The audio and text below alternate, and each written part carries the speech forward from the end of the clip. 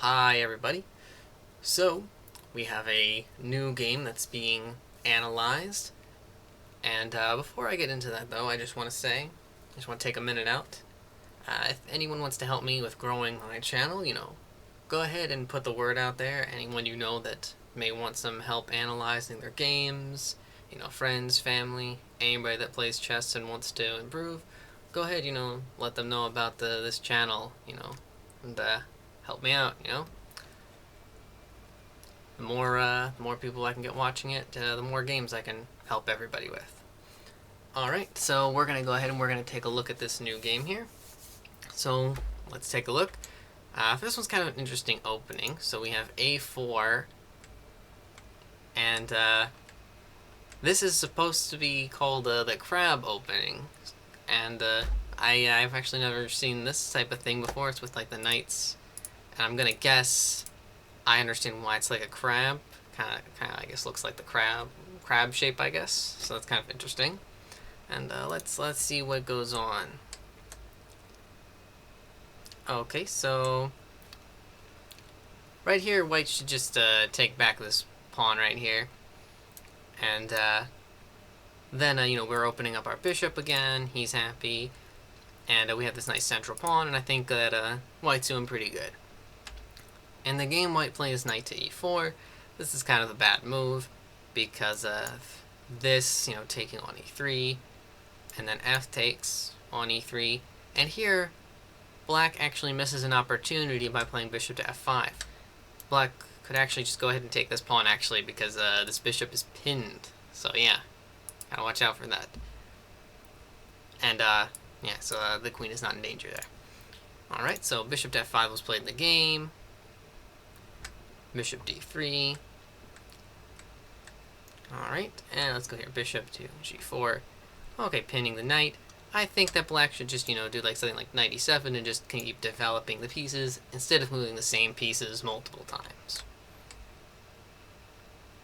Okay, queen takes on b2. One potential thing that white could have considered doing here is instead of bishop e2, go queen d2, and that way you're just defending the knight. And the point is that if queen takes, you have rook b1, and now the rook looks nice. And you can say, well, in the time that the black is taking, moving the queen around, the rook now has a nice open file and looks nice. So let's see here, bishop e2, and let's get back to what's going on in the game. Let's go through a little bit more to get to the next move I wanted to talk about. Okay, and here, rook to b1 is played, and I think that white is looking better than black here. White's, gotten things back together. Earlier, black had an advantage, but now it's shifted back to white. Okay, and then now knight takes on d6. One interesting thing that I've always thought about when a knight gives check, when you're in check, normally you have 3 ways to get out. But if the knight gives you check, you only have 2 ways. You can either take the knight or move the king, but there's no blocking. And that's just something I've always liked about that. Right here, instead of bishop takes on d5 as played, one thing I vote for is actually just taking the pawn. Because I'm going to show, when I show what happens in the game, you'll see why I say just take the pawn and not take the knight.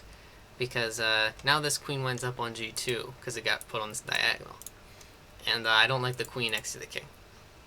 And for that reason, I'm also going to be suggesting a different move than knight d6 here.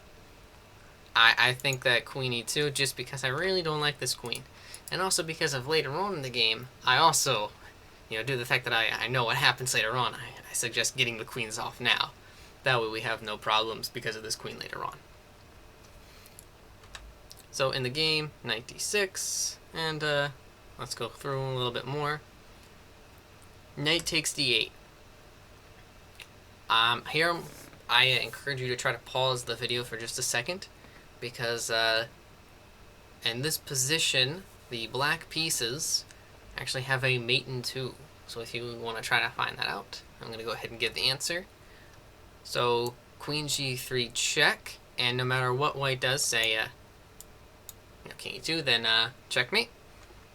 Or If white doesn't like that checkmate, white can go in for this checkmate.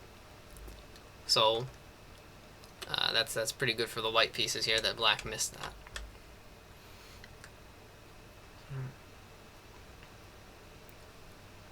All right.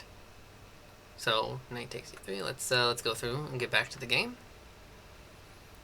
Let's fast forward a little bit here. And right here, there's actually, let's see if this is the move. I think that right here we have queen. Oh, after black's move. Huh? Oh, okay. I'm sorry. Right. Right here, instead of rook to e7, here's where it was. I skipped a little bit. My bad.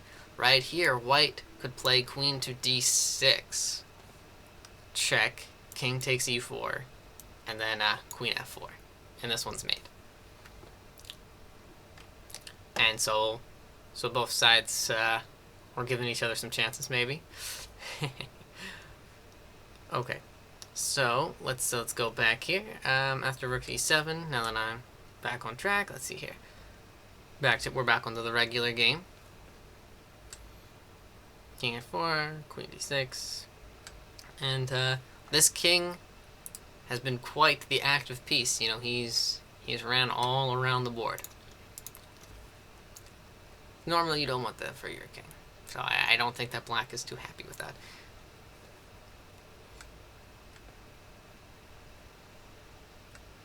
All right, rook takes, and then here we go. This is why I was talking about how we should just exchange off the queens earlier, because this queen just is going to keep checking a king, and it's kind of irritating.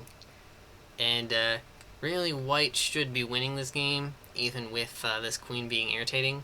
But the problem is right here, the white pieces were running out of time. And so the queen just giving irritating checks like that over and over again, you know, and you have to keep moving your king out of check. Yeah, that can start to deplete your time. And so in this is very unfortunate. But right here, the white pieces run out of time, and you're 2 moves away from checkmating. So that's really sad. If I had a dime for every time that this happened to me, where I have a completely winning position, and then run out of time, I'd be a very rich person. So I very much so sympathize with you on this one. But other than that, this was a great game. Both sides had lots of chances. Excellent. So, you know, go ahead, send me more games, and I look forward to making the next episode of Game Analysis. So, see you later.